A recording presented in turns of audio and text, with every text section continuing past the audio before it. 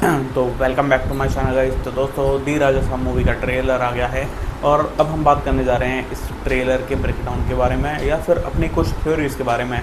तो दोस्तों ये ट्रेलर स्टार्ट होता है प्रभास को जो है हिप्नोसिस करके उसे उसके सपने में ले जाया जाता है और बोन ईरानी बोलते हैं कि किसी ने प्रभास के ऊपर जो है ब्लैक मैजिक करा है और जिसकी वजह से शायद इसे ऐसे सपने आ रहे हैं या फिर इसे भूत दिखाई दे रहे हैं और मल्टीपल चीज़ें देखने को मिलती हैं। उसके बाद अपने को देखने को मिलता है कि एक लड़की जो है वो किसी फ़ोटो को देखकर प्रे कर रही है और ये मेरे को लगता है कि प्रभास की 3 गर्लफ्रेंड में से कोई एक हो सकती है और मतलब शायद अभी कुछ कंफर्म नहीं है। ये मेरे अकॉर्डिंग हो सकता है कि उन तीनों में से कोई एक हो जो कि उस महल को ढूंढते हुए जाए और फिर उस महल में एंट्री करते ही प्रभास को भी मल्टीपल और चीज़ें दिखाई दें और कई सारी चीज़ें क्लियर भी हो जाएं।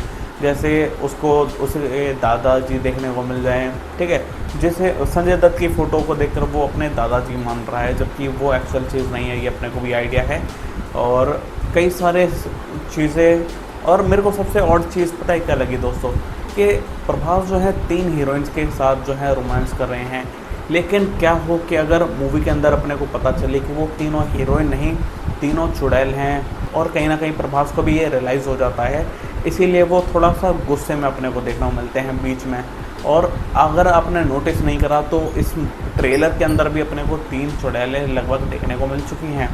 एक तो पहले जो टीज़र रहता उसमें भी देखने को मिला था, एक इस ट्रेलर में देखने को मिल चुकी है और एक जो चुड़ैल थी वो इनविजिबल भी थी। अगर आपने ध्यान से देखा होगा तो आपको देखने को मिल गया होगा। फिर संजय दत्त भी अपने को देखने मिलते हैं जो कि सही में भाई एक तांत्रिक लग रहे हैं और अपने को पता चलता है कि भाई वो जो हैं कई लोगों की बलि देकर उन्हें किसी गड्ढे में भी डाल दे रहे थे और वही ज़ॉम्बी टाइप का कोई बंदा निकल के भी आ रहा था और कई सारे मतलब भूत प्रेत तो अपने को देखने को मिलेंगे ही, लेकिन उनका एनिमेशन उनको दिखाया ठीक तरीके से नहीं है। मतलब भूतों को भाई तुम जैसे हम नॉर्मली अभी तक भूतों को देखते हुए आ रहे हैं, ये बिल्कुल उससे बहुत ज़्यादा अलग है।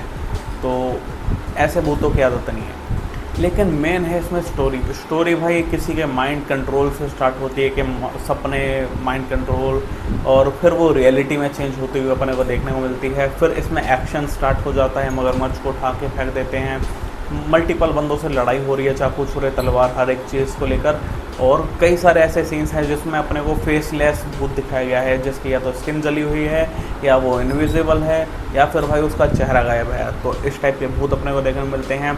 इसकी स्टोरी भी काफ़ी तक धीरे धीरे रिवील होती है और सामने आती है, जिसमें एक टाइम पे अपने को दूसरा प्रभास या प्रभास के दादाजी या फिर मेरे को तो ये लगता है कि भाई वो प्रभास ही है, लेकिन उसे अपने सपनों पे पूरा कंट्रोल आ गया है कि भाई ये मेरा ही सपना है तो जो भी मैं करूँगा ये सब मेरे कंट्रोल में ही रहेगा, कुछ इस टाइप का मेरे को ऐसा लगता है।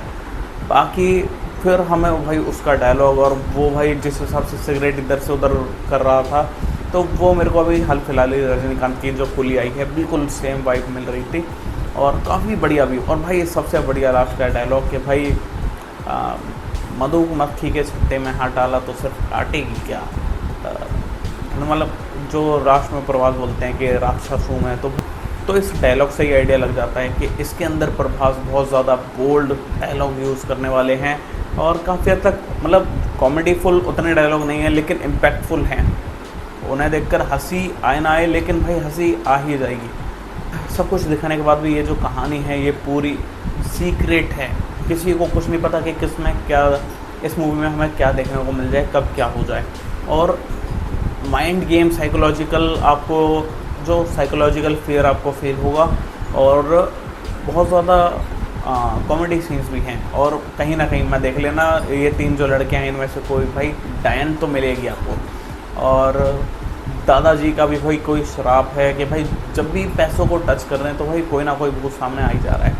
तो बाकी for the best guys, story बहुत बढ़िया है, ट्रेलर बहुत बढ़िया है, मैं बहुत ज़्यादा खुश हूँ और वेट कर रहा हूँ अब इसके अगले कंटेंट का, जो कि हनुमान काइंड्स ने एक गाना गाया हुआ है, इसका टाइटल ट्रैक है शायद, तो देखना काफ़ी इंटरेस्टिंग होगा। बाकी फॉर द बेस्ट गाइस, ये मूवी ऑफिशियली 9 जनवरी को रिलीज़ हुई। ये चीज़ भी मेकर्स ने कंफर्म कर दी है। बाकी फॉर द बेस्ट गाइस, अगर आपको वीडियो पसंद आए तो वीडियो को लाइक करें, चैनल को सब्सक्राइब करें। Thanks for watching.